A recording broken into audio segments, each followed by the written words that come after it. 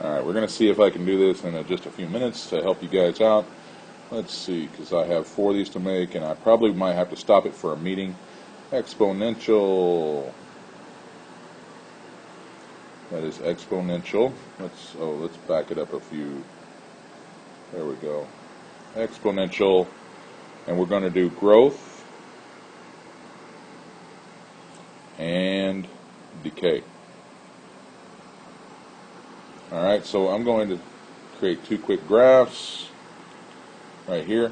Our growth, start out here and it can go up.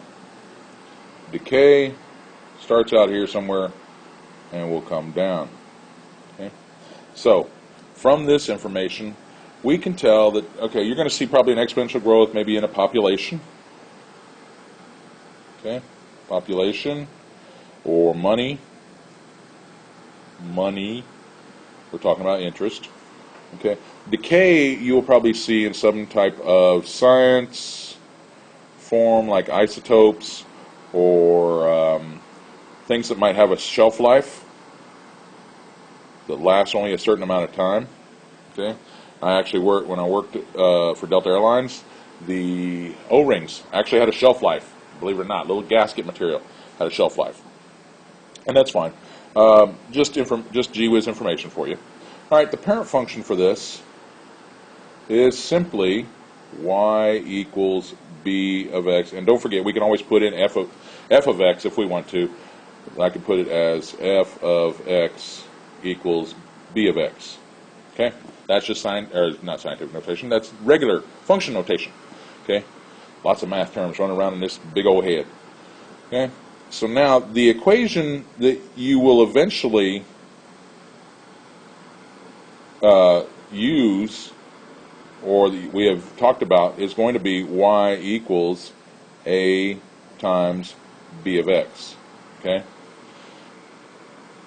The parts of this that are really important is this is where a is a constant. And you can space this information out on your page. It's just one of those, I'm just looking at putting it on here. You can put it where it fits on your paper. All right?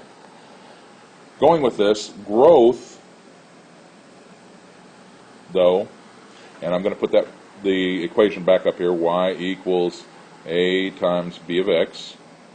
Growth, it's going to be a growth form or an exponential growth if b is greater than 1. And it's going to be a decay. It's going to be a decay if 0 is less than b, which is less than 1. Okay? So b is going to fit in between 0 and 1 if it's a decay. It's going to be a fractional amount. All right? You're going to have, and this is a key feature. There, you caught the first part of the announcement, so I'm sure there'll probably be 1 or 2 more. All right, let's see here. Horizontal. A horizontal or a flat horizon. Can't write today. It's one of those days. Horizontal, and it's called an asymptote. Okay, and it's in your vocabulary list. Okay, the horizontal asymptote is going to have, and it's going to be the x-axis. So what we're saying is y cannot equal 0. And we'll put that on the next sheet here. All right. So it's going to have that. And lastly, right now, the domain. The domain is the set of all real numbers.